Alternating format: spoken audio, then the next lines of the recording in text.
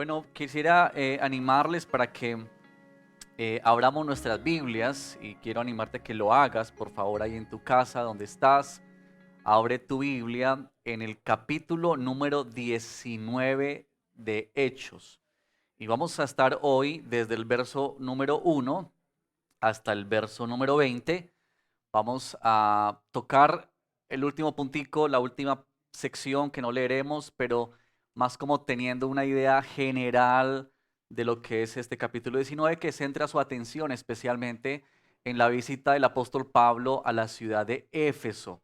Y todo este capítulo nos va a registrar qué fue lo que ocurrió allí en un periodo no corto. Nos dice la escritura que aproximadamente Pablo estuvo allí cerca de 2 años o muy posiblemente un poco más, pero que se nos condensa ese tiempo en este capítulo 19. Y antes de comenzar, quisiera de una vez dejarte conocer el título de esta predicación. Seguramente ya lo has visto en la publicidad que hemos tenido para la celebración de hoy, pero si no, este es el título.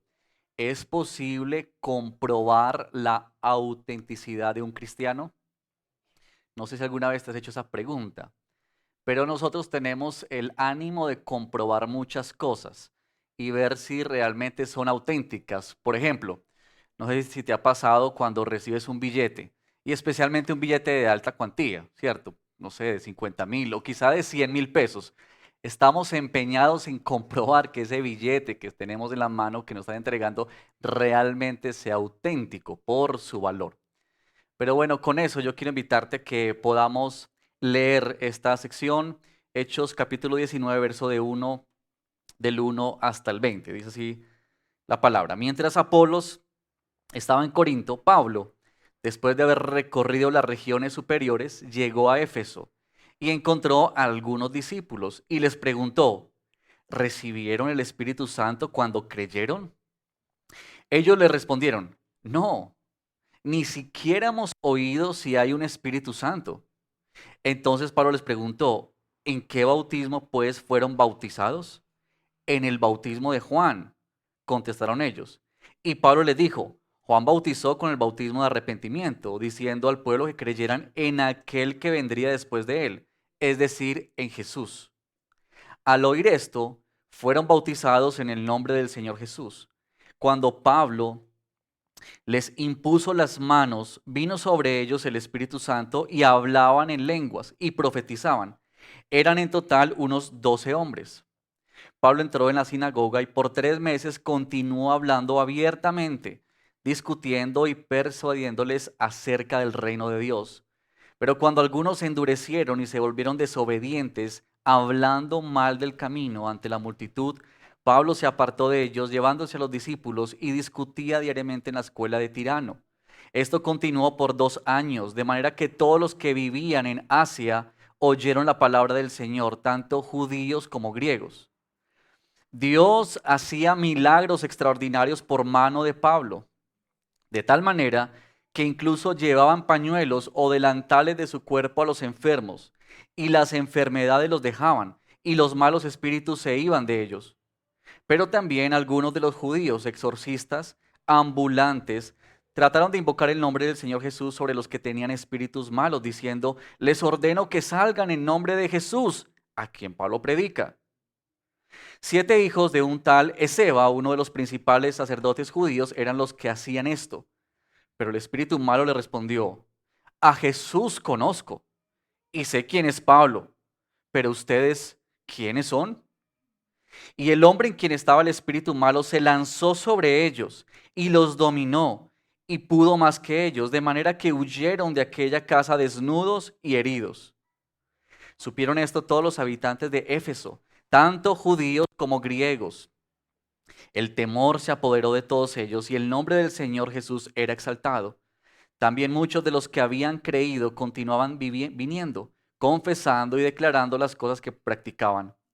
Muchos de los que practicaban la magia, juntando sus libros, los quemaban a la vista de todos. Calcularon su precio y hallaron que llegaba a 50,000 monedas de plata, cerca de 180 kilogramos.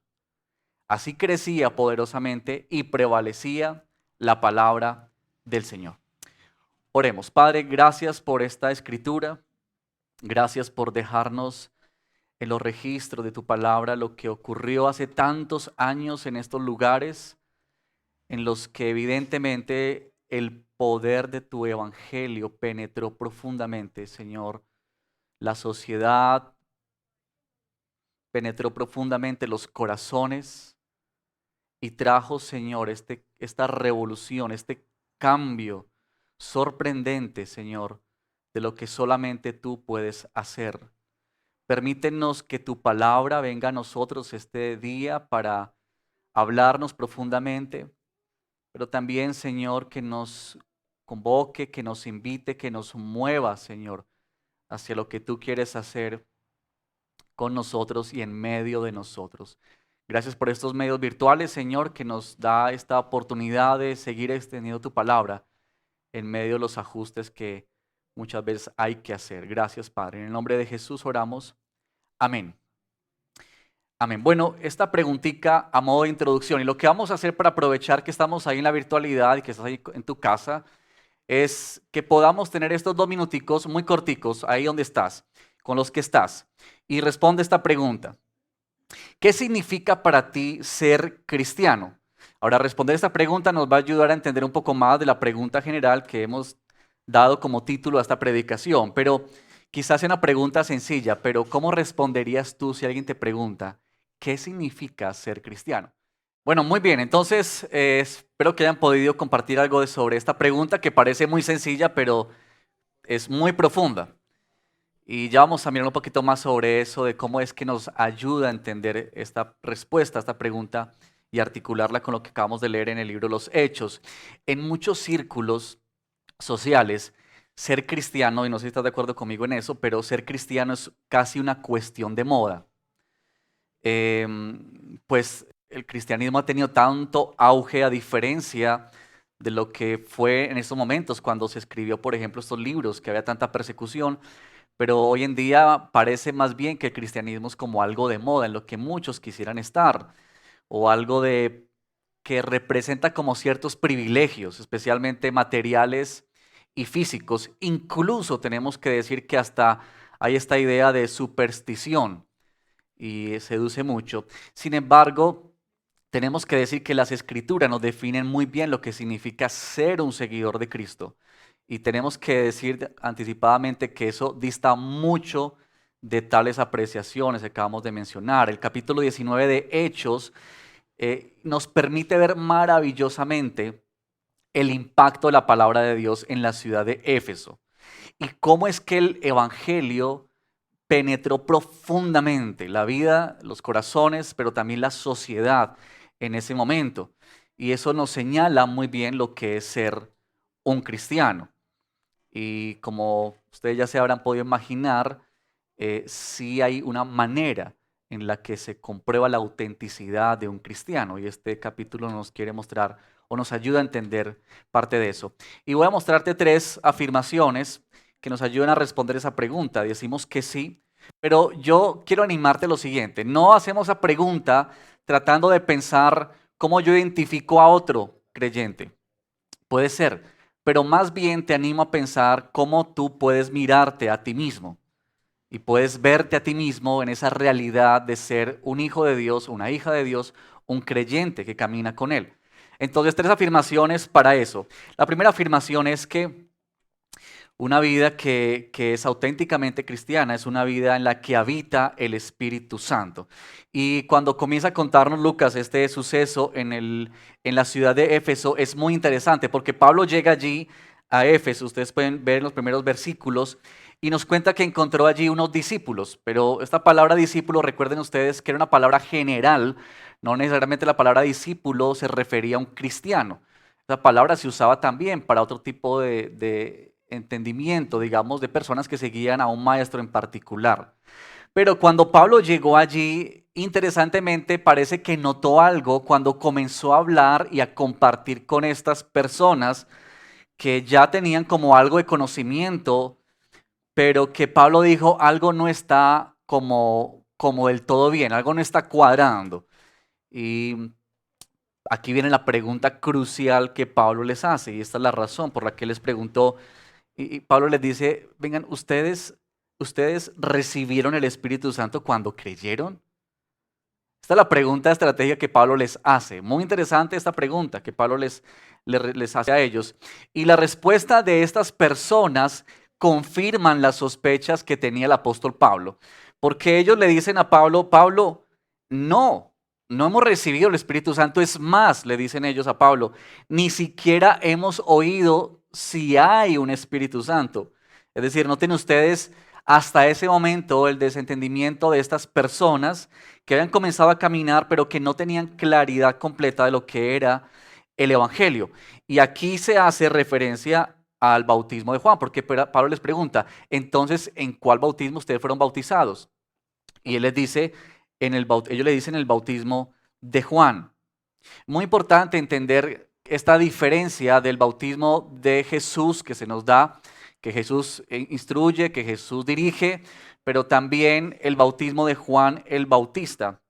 Muy importante porque aquí se está marcando como esa diferencia. Recuerden ustedes que Juan el Bautista se dice de él que fue el último de los profetas. Es decir, Juan todavía estaba dentro del antiguo pacto. Jesús todavía no había instaurado el nuevo pacto que se dio justamente la noche antes de morir, cuando Jesús comparte la comunión, la Santa Cena con sus discípulos, pero que es ratificado luego cuando Él va a la cruz y muere, derrama su sangre. Ahí es donde se instaura nuevamente este nuevo pacto. Y hay una diferencia entre estos dos bautismos. Ellos solamente habían escuchado hasta ahora lo que tenía que ver con Juan, este bautismo de arrepentimiento, algo del lavamiento, pero no exactamente como se predicaba después acerca de la obra de Cristo Jesús. Eso es muy interesante porque de hecho en el verso 27 del capítulo anterior se nos habla de Apolos.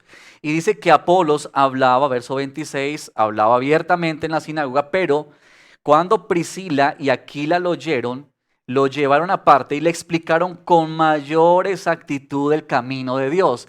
Parece que algunos habían escuchado, entendido, pero parcialmente, no completamente, lo que era el Evangelio. Y esto es muy importante porque cuando Pablo comienza a hablarles a ellos, luego dice en el versículo 4 que Pablo les habló, les enseñó y con toda seguridad Pablo predicó el evangelio para ellos, porque el verso 5 dice que al oír esto fueron bautizados en el nombre del Señor Jesús y vino el Espíritu Santo sobre ellos. Cuando hablamos de ser cristianos, estamos hablando de que tiene que ver con un asunto muy esencial y muy profundo en la vida, que tiene que ver con la presencia del Espíritu Santo. Ser seguidor de Cristo no es solamente tener un conocimiento superficial de Dios, o en parte como lo tenían ellos. No es simpatizar con la fe, como cuando uno dice, bueno, es muy interesante ir a esa iglesia, me parece tan bonito como cantan allá, me parece tan bonito esa comunión que tienen ellos, el café que se toman después de cada culto, o los valores de los que hablan, o las canciones que cantan. No es ser cristiano ir algunas veces a la iglesia o dar regularmente dinero. La diferencia radical entre un creyente, un seguidor de Cristo y uno que no lo es, radica en el hecho de la presencia de Dios habitando en él. Esa es la mayor de las diferencias. Y para eso yo quiero remitirme a Romanos capítulo 8, porque Pablo en Romanos capítulo 8 nos expone un poco más de esta idea, de lo que es el Espíritu Santo habitando en el creyente. En el capítulo 8 de Romanos, verso 9 nos dice así, sin embargo, ustedes no están en la carne, sino en el Espíritu. Si en verdad el Espíritu de Dios habita en ustedes. Pero miren lo que dice Pablo ahí.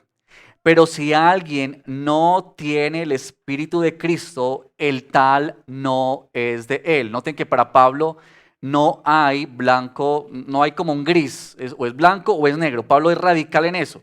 Si tú no tienes el Espíritu Santo, el Espíritu de Cristo, no eres de él. No hay posibilidad, no hay siquiera la remota idea de eso. Y eso es lo que Pablo entiende cuando él llega donde ellos y les pregunta. Ellos dicen, ni siquiera sabemos quién es el Espíritu Santo. Por tanto, Pablo deduce, ellos no son verdaderamente cristianos. Ellos necesitan ser evangelizados, necesitan comprender mejor el evangelio. Ahora, la pregunta que nos hacemos aquí es, ¿cómo sé yo si tengo el Espíritu Santo? Y si estamos pensando en esto de la autenticidad de cristianos, ¿cómo es que tenemos esta seguridad de que somos hijos de Él? ¿Cómo tenemos la seguridad de que el Espíritu Santo reside en nuestro corazón? Y varias cositas para mencionar, pero lo siguiente que ustedes puedan tener ahí bien presente. Cuando el Espíritu Santo viene a la vida de una persona, lo primero que ocurre es que abre los ojos de la vida. Nosotros hemos leído esta mañana en Efesios capítulo 2 que dice que Dios nos sacó de la muerte. Noten ustedes esa palabra tan fuerte, pero que describe la realidad de toda persona que está sin Cristo, de la muerte. Lo que hace el Espíritu Santo en la vida de una persona en la conversión inicialmente tiene que ver con traernos a la vida. No hay otra manera de responder al Evangelio si no somos llamados a la vida. No es posible que un muerto levante la mano, no es posible que un muerto hable, no es posible que un muerto entienda. Así que lo primero que el Espíritu Santo hace es venir a nuestra vida para darnos vida. Como sucedió con Lidia en Hechos capítulo 16, verso 14, cuando dice que Dios abrió su corazón para que ella pudiese entender el mensaje que se estaba predicando. Pero también si miramos, y déjenme ir nuevamente a Romanos capítulo 8, que nos ayuda a entender mejor cómo es la obra y la acción del Espíritu Santo, se nos dice que en el verso 13 se nos dice que porque si ustedes viven conforme a la carne, habrán de morir, pero si por el Espíritu hacen morir las obras de la carne, vivirán. Una de las evidencias más contundentes de que el Espíritu Santo habita en ti es que dentro de tu corazón se ha iniciado una batalla, se ha iniciado una batalla contra el pecado, porque lo que ahora reside en ti es la misma presencia de Dios. Y al estar la presencia de Dios dentro de nosotros, entonces todo aquello que hacíamos o todo aquello que nos inclina, que nos dirige, lejos de Dios, pues se convierte en una lucha. Pero también dice Romanos en verso 8 del capítulo 14, porque todos los que son guiados por el Espíritu de Dios, los tales son hijos de Dios. Y nota otra vez Pablo enfatizando la acción del Espíritu Santo. ¿Sabes que tú y yo somos guiados por el Espíritu Santo? Permanentemente. Ahora, lo que sucede muchas veces es que nosotros nos resistimos a su guianza. Tantas veces tú y yo hacemos callar al Espíritu Santo en nuestra vida. Cerramos la escritura. Queremos caminar a nuestra manera, pero un hijo de Dios es guiado, es orientado, es dirigido por el Espíritu Santo sin lugar a dudas. Y en último lugar, verso 15 de Romanos 8 dice, pero ustedes no han recibido un espíritu de esclavitud para volver otra vez al temor, sino que han recibido un espíritu de adopción, nota esto, como hijos, por el cual clamamos Abba Padre. La única manera de que tú y yo podamos dirigirnos a Dios como Padre y tener ese convencimiento en el corazón es producido por el Espíritu Santo. Y yo quiero decir esto, para ti y para mí, que tenemos el Espíritu Santo y que tú puedes hoy decir, yo tengo la convicción dentro de mi corazón que estas marcas están ahí, hemos de entender que disfrutamos de un gran privilegio, que la misma presencia de Dios habita entre nosotros. ¿Te has puesto a pensar en eso? Es decir, cuando Jesús dijo, ustedes recibirán poder cuando venga el Espíritu Santo sobre ustedes, Hechos 1:8.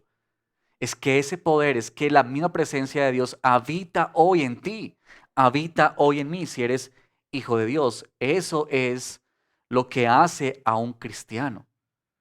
Eso es lo que realmente marca la autenticidad de un cristiano, de un creyente, de una persona que se llama ser hijo de Dios. Es que el Espíritu Santo está habitando en él, está obrando en él, está haciendo obra en él. Ahora déjame hacerte aquí una aclaración doctrinal, que es muy importante a la luz de este verso, porque este verso 6 y 7 se ha usado muchas veces para hablar de dos experiencias en la vida cristiana. Es decir, se dice que hay como dos tipos de bautismos. Uno cuando llegamos a creer y otro cuando el Espíritu Santo viene sobre nosotros. No sé si has escuchado alguna vez esa enseñanza. Y especialmente se dice de que el segundo bautismo, que es el bautismo del Espíritu Santo, está acompañado por la manifestación de las lenguas. Y la enseñanza de este tipo se sostiene o se sustenta para muchos en este verso. Pero nosotros tenemos que tener claridad sobre lo que está sucediendo aquí, lo que está ocurriendo aquí. Ellos son bautizados en el nombre de Jesús. Evidentemente, Pablo coloca sus manos sobre ellos y dice que el Espíritu Santo vino sobre ellos y que hablaban en lenguas y profetizaban. Sin embargo, esta enseñanza de que es doble, ¿cierto? Doble. em, no es sustentada en la escritura. Y solamente déjenme señalarles estos dos versos para que podamos tener mayor entendimiento de eso, porque me parece muy importante no pasar por alto un versículo como este y que nos quedemos con la inquietud. Pero en 1 Corintios capítulo 12, verso 13, Pablo dice lo siguiente: por un mismo espíritu, todos, y nota esta palabra, todos fuimos bautizados en un solo cuerpo, ya judíos o griegos, ya esclavos o libres. A todos, otra vez la palabra todos, y si puedes subrayarla en tu escritura, subrayarla, a todos se nos dio a beber del mismo espíritu. Nota que ahí Pablo está diciendo, esto no es parcial, esto no es para algunos sí y para otros no. Toda persona que ha sido traída por misericordia del Señor a salvación tiene en su interior el Espíritu Santo, se le ha dado a beber del Espíritu Santo. Ahora, más adelante en el versículo 30 nos dice Pablo está haciendo unas preguntas acá acerca de los dones y de la iglesia y su servicio, pero Pablo dice, ¿acaso tienen todos dones de sanidad? La respuesta a esa pregunta, obviamente, Pablo está esperando, es no, es una pregunta retórica. ¿Acaso hablan todos en lenguas? Por supuesto, Pablo está diciendo, no, no todos hablan en lenguas. Por tanto, si todos han recibido el Espíritu Santo, pero no todos hablan en lenguas, entonces lo que está ocurriendo en Hechos no es algo separado, sino que es la misma experiencia que nos muestra de que el creyente ha sido sellado por el Espíritu Santo y que en particular se dio así porque fue como la extensión del Pentecostés para cumplirse lo que se dijo en Hechos 1:8 de que serían testigos en Jerusalén, en Judea, en Samaria, hasta lo último de la tierra. Y ahí es evidente que Dios quiere ratificar en estos grupos de personas que el Espíritu Santo había venido sobre ellos como promesa que también se cumplía. Bueno, hasta ahí nuestro primer punto de qué es ser un cristiano auténtico, es ser sellados, tener el Espíritu Santo. En segundo lugar, muy interesante, tiene que ver con esto de que el cristiano auténtico tiene una vida radicalmente cambiada. Y desde el verso 8 y 20, yo les dije a ustedes que íbamos a mirar este capítulo más de forma general para apreciar mucho de cómo fue que el Espíritu Santo obró en lo profundo de estas personas y de esta ciudad. Pero en 8:20, del 8 al 20, en particular, quiero mostrarte que hay un contraste bien marcado entre dos grupos de personas. Por un lado están este primer grupo que tiene que ver con los que se opusieron a la predicación de Pablo, versículo 9. Y también acerca de algunos hombres que intentaron imitar a Pablo, y eso ya se ha visto en otras oportunidades. Pero miren, muchos de los que escucharon el mensaje del Evangelio por boca de Pablo no respondieron positivamente. El verso 9 nos dice, pero cuando algunos se endurecieron, el predicador, el pastor Efraín hace 8 días nos habló acerca del endurecimiento del corazón, los efectos de eso. Y aquí está una vez más esa realidad en la vida de muchos que endurecieron y se volvieron desobedientes hasta el punto de hablar mal de los del camino, que era una expresión que se usaba para los creyentes en aquel momento. Ante la multitud querían desprestigiarlos y decir cosas en contra de ellos. Y esta es la verdad, que el Evangelio tiene esta respuesta muchas veces también: el rechazo y el endurecimiento de los corazones.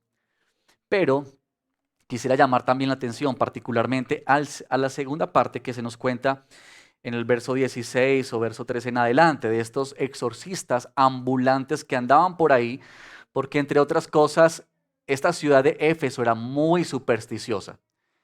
Y era una ciudad que le encantaba todo el tema de la magia, todo el tema de la hechicería. estaban metidos en todo lo que tenía que ver con expulsar demonios y hacer milagros, pero con mucha superstición. Y aquí está estas personas que una vez que ven a Pablo haciendo estos milagros, porque nos dice la palabra que Dios hacía milagros extraordinarios por mano de Pablo. Noten ustedes, no era Pablo, no era el poder de Pablo, no era el poder del predicador, no es el poder de nosotros en acción, es el poder de Dios a través de nosotros. Pero sorprendentemente Dios estaba haciendo milagros de muchas maneras.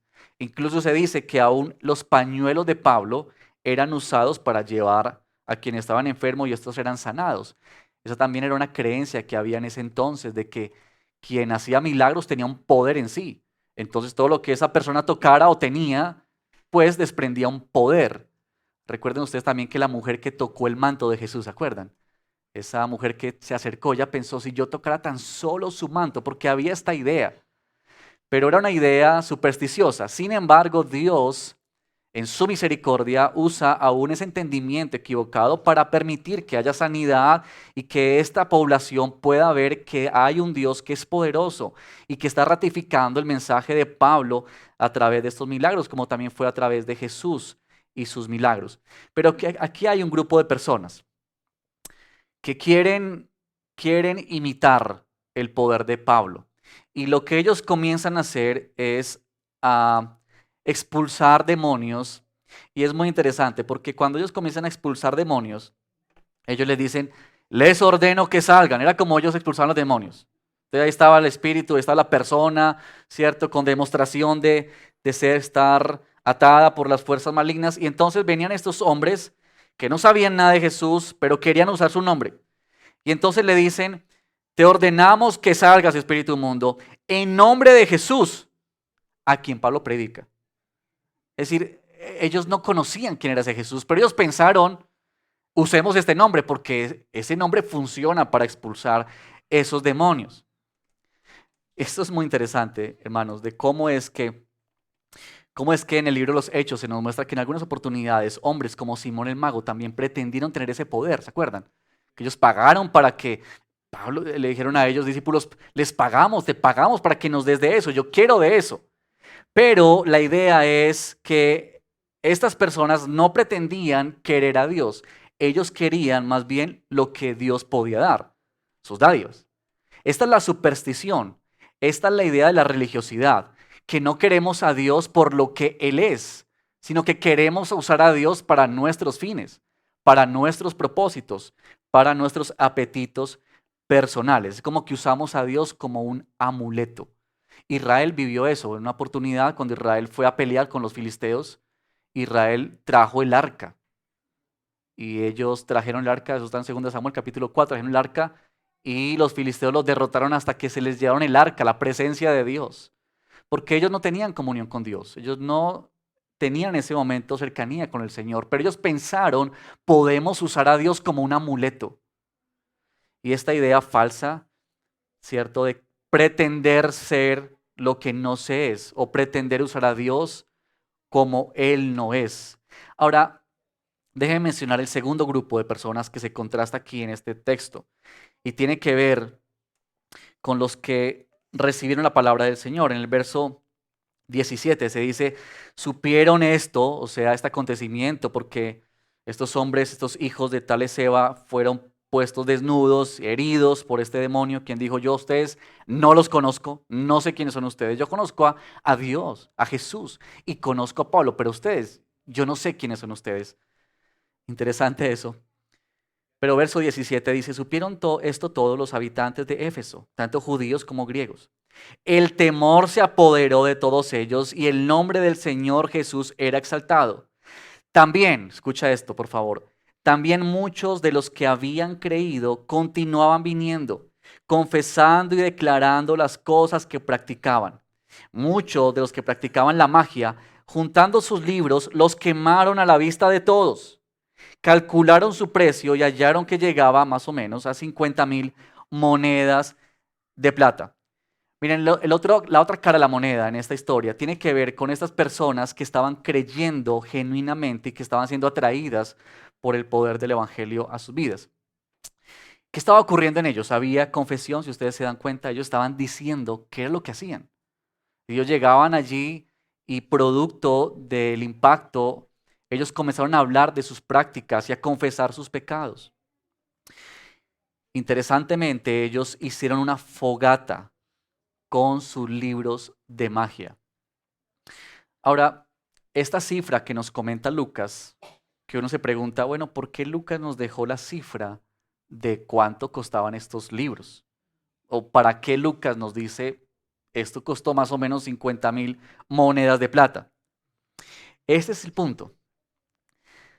Nosotros no sabemos con exactitud cuánto es esta cifra. Los que hacen los cálculos y las medidas de traer, digamos, una moneda de hace tantos años a una moneda del día de hoy, se han aventurado, hoy dicen ellos, que podría ser calculada hoy en día en moneda americana, en dólares, cerca de 50 millones de dólares. Hablan ellos. Pero más allá de la cifra exacta, lo que Lucas sí quiere decir es lo siguiente. Miren, eso costaba mucha plata. Y uno dice, ¿por qué Lucas nos deja esa idea? ¿Por qué Lucas nos dice cuánto costaban esos libros? Y este es el asunto aquí. Lo que Lucas quiere mostrar es la profundidad de la conversión experimentada por muchos de los que habían practicado ciencias ocultas, magia, hechicería hasta ese momento. Lo que Lucas quiere decirnos es, estas personas evidentemente experimentaron algo en sus vidas. Ellos fueron libres del poder del maligno, ellos fueron liberados por Cristo. Algo pasó en sus corazones, a tal punto que de buena gana ellos trajeron todos sus libros. Imaginémonos un poquito el escenario. Para llegar a hacer esa cuantía, imagínate la cantidad de libros que tuvieron que haber sido y cuántas personas tendrían que haber corrido a sus casas, traído sus libros, ponerlos ahí y prenderles fuego. ¿Se imaginan ustedes el impacto para esa ciudad? Lo que estaba ocurriendo en ese momento.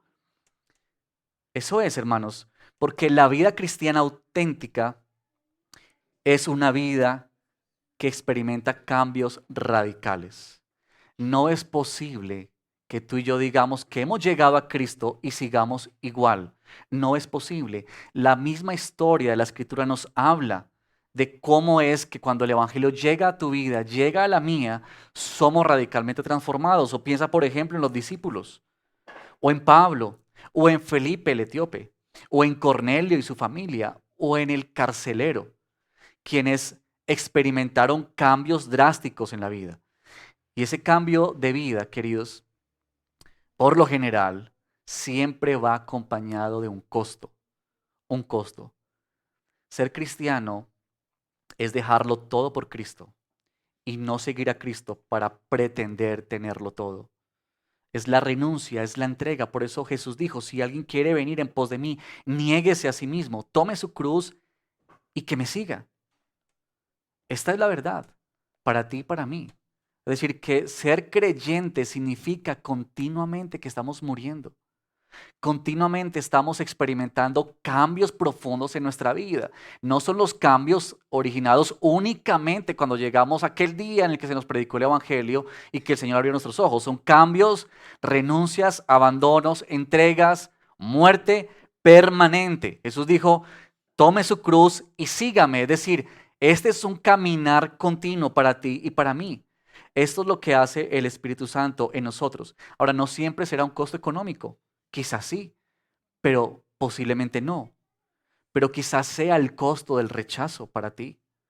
Quizás sea el costo de la burla para ti, del círculo social en el que tú estás, del desprestigio. Quizá tener que renunciar a una relación o dejar alguna práctica como la hicieron ellos. Dejaron su práctica, entregaron todas estas cosas que les podía proporcionar alguna tentación más adelante. Ellos se despojaron de todo ese tipo de cosas y así experimentaron el poder transformador de la palabra de Dios en sus vidas. Esto es lo que hace el Espíritu Santo en nosotros, hermanos. Disipar las tinieblas y traer luz a nuestra vida. Eso es lo que nos enseña su palabra. Eso es lo que sucede en nosotros. Hay una nueva vida. Hay algo en nosotros que nos llama a dejar todo aquello que es contrario a Cristo. Algo que está colocándose en nosotros permanentemente y que nos taladra una y otra vez a decirnos, ese no es el camino, esto es lo que tú debes seguir, este es tu Señor, este es tu Cristo, esto es la vida. Eso es para ti y para mí. Ahora el versículo 20 cierra esta historia diciendo la palabra, así crecía poderosamente y prevalecía la palabra del Señor. Y noten esto, no estamos hablando solamente de una persona. Éfeso, la ciudad de Éfeso, experimentó una conversión de muchas personas y algo estaba ocurriendo en esa ciudad, un impacto se estaba dando. Ahora, eso nos conduce a nuestro tercer y último punto que quiero compartir con ustedes esta mañana. Y aquí está esta partecita que no leímos, pero que quiero mencionarla, así que ustedes pueden leerla luego en sus tiempos de devocional. Pero tiene que ver con esto, hermanos, y es que una vida auténtica es una vida que afecta a otros, es una vida que afecta a otros. No solamente es para ti, no solamente es que tú dices, esto es mi relación con Dios, Él y yo aquí, los dos solitos. En la intimidad, en el silencio, ahí yo soy cristiano. O cuando estoy en la iglesia, ahí yo soy cristiano, cada domingo en la mañana. Ahí cuando yo voy a mi servicio y estoy con mis hermanos, ahí es que yo realmente soy cristiano. Pero esta idea de que afecta a otros, quizá es para otras personas. Pero bien, yo quiero mostrarte cómo la transformación del corazón produjo un efecto significativo en aquella sociedad, en aquel lugar. Y se nos dice en los versos siguientes que se armó un gran alboroto. La razón de ese alboroto, hermanos, tiene que ver con esto, y es que em, los comerciantes de aquel entonces se habían comenzado a quedar en bancarrota. Y la razón es esta.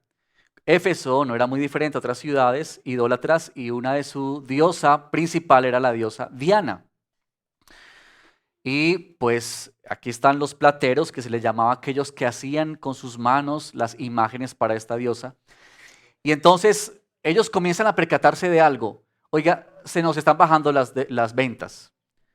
Y entonces en un estudio de mercadeo, ellos comienzan a investigar qué está pasando, por qué se bajan las ventas, qué está ocurriendo, será que tenemos mal servicio al cliente o qué estará ocurriendo allí. Y entonces ellos comienzan a darse cuenta y en especial uno de ellos, un tal Demetrio, llama a los demás y les dice, venga, tenemos que reunirnos, algo está pasando en esta ciudad y esto nos va a traer problemas serios a nosotros. Y lo que está ocurriendo en esta ciudad es que muchas personas están siendo persuadidas por ese tal Pablo, que les está enseñando acerca de ese Dios verdadero.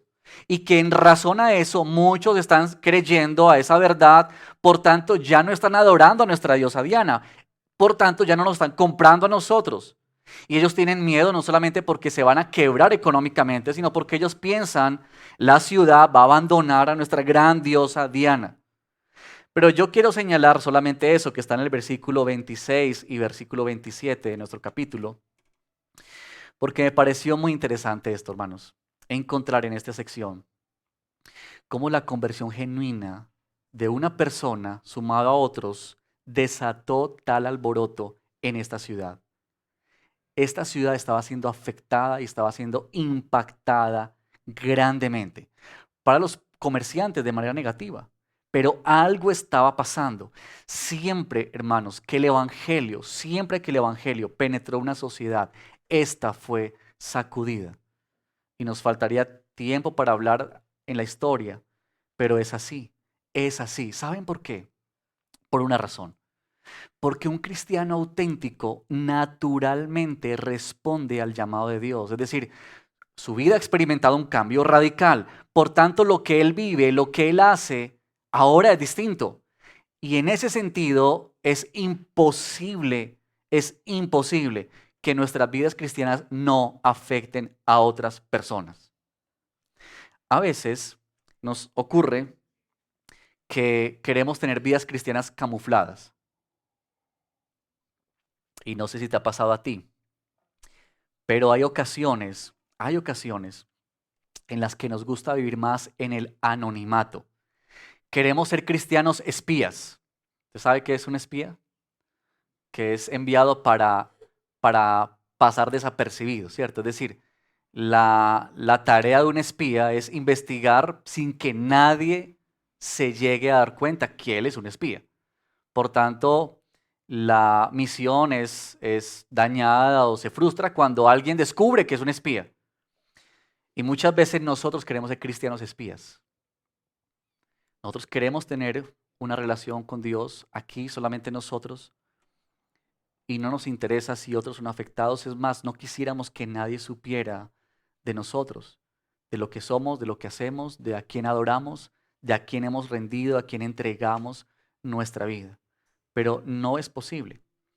¿A ti no te parecería grandioso ver una ciudad siendo afectada, altamente impactada por el cristianismo? No sé si has pensado en eso.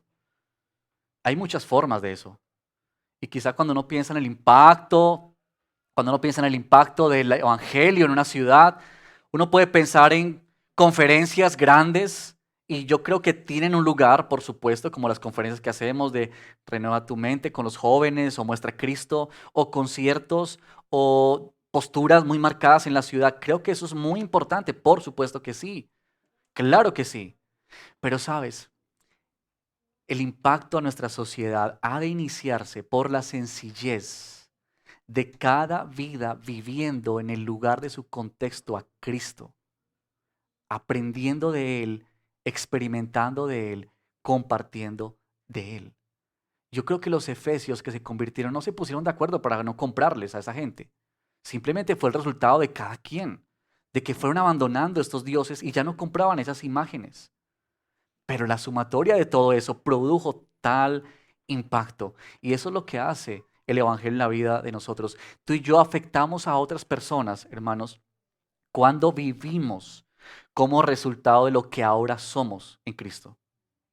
Cuando tú sabes que eres un hijo de Dios y tienes esa convicción en tu corazón, entonces tú has experimentado cambios profundos dentro de ti. Por tanto, tú vives de otra manera en tu familia, en medio de tu grupo de amigos, en medio de tu trabajo, en medio de la universidad, cuando compartes con otros jóvenes, otras personas, en medio del vecindario donde tú vives. Ahí es donde se ve quién eres tú, quién soy yo. Ahí es donde tú y yo afectamos a otros, con la manera en la que tú y yo hablamos, con la manera en la que tú y yo nos vestimos, con la manera en la que tú y yo frecuentamos ciertos lugares, que escuchamos, que vemos, con quién andamos. Eso dice de quiénes somos nosotros. Es eso lo que llamará la atención.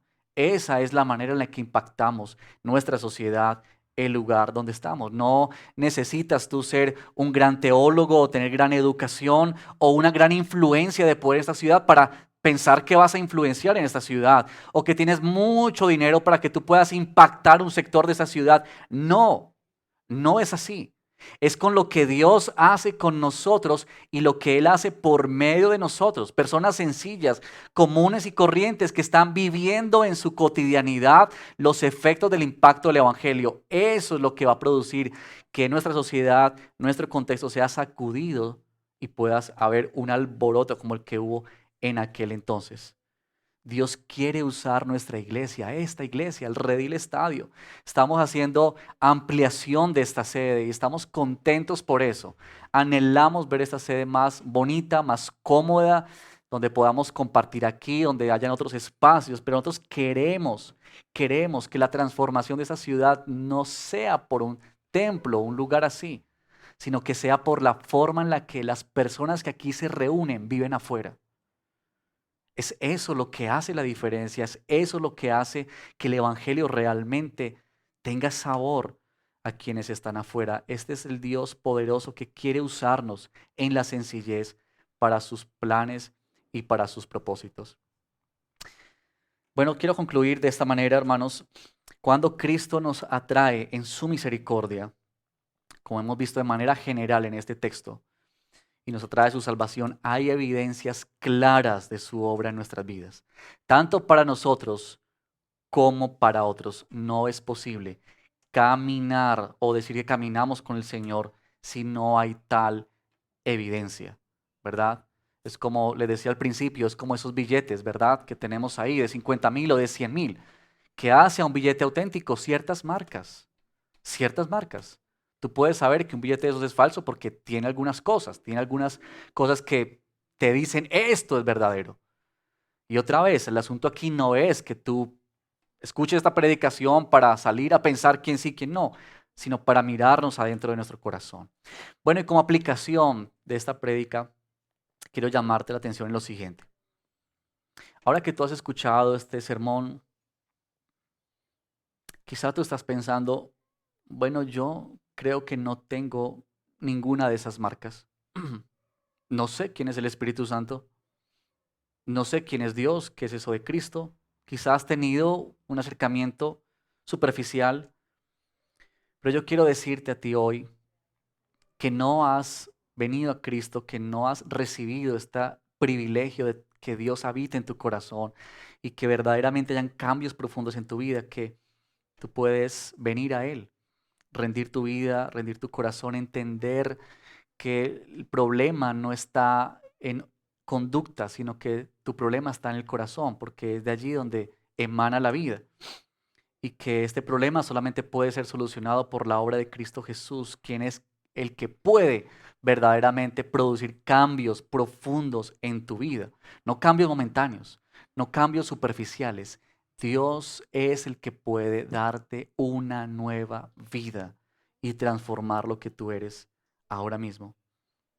Pero también quisiera llamar tu atención de la siguiente manera, y es esto: ¿de qué manera, de qué manera tú necesitas ser radical hoy?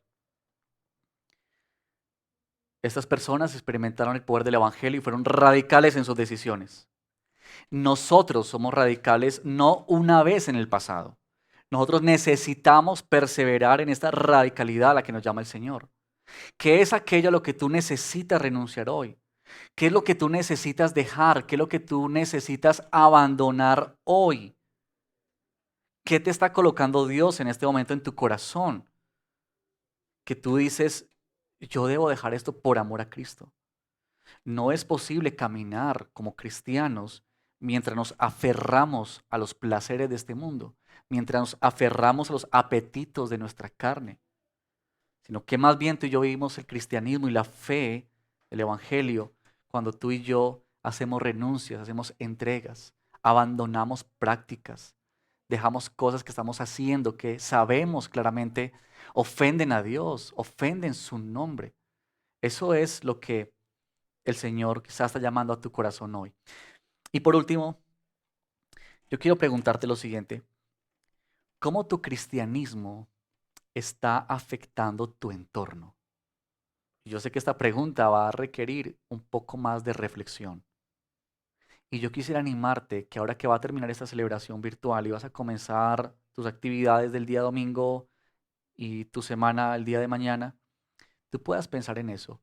¿Cómo es que tu vida cristiana, si tú dices ser cristiano, está afectando tu entorno? ¿Los que están a tu alrededor pueden percibir que tú eres una persona diferente? Cuando tú estás en tu trabajo y tus compañeros dan esos chistes terribles, ¿cuál es tu reacción? ¿Cuál es tu actitud? ¿Cómo vives tú tu cristianismo en tu cotidianidad? ¿Cómo otros te están viendo? Quizá otros se incomodan contigo por lo que tú hablas, por la manera en que tú actúas. ¿Cómo es eso? Hermanos, nuestra sociedad necesita nuestras vidas cambiadas. Tu familia, tu esposa, tus hijos, tus padres con quienes tú vives, necesitan vidas cambiadas por el poder del Evangelio. No hay otra manera en que las personas puedan saborear qué es esto del Evangelio a menos que lo prueben con nuestras vidas, con lo que somos, con lo que hablamos, con lo que decimos. Esta sociedad, hermanos, necesita ser sacudida, necesita ser estremecida por el poder de la palabra de Dios. Y eso será posible cuando tú y yo vivamos más y más el Evangelio de nuestro Señor Jesucristo.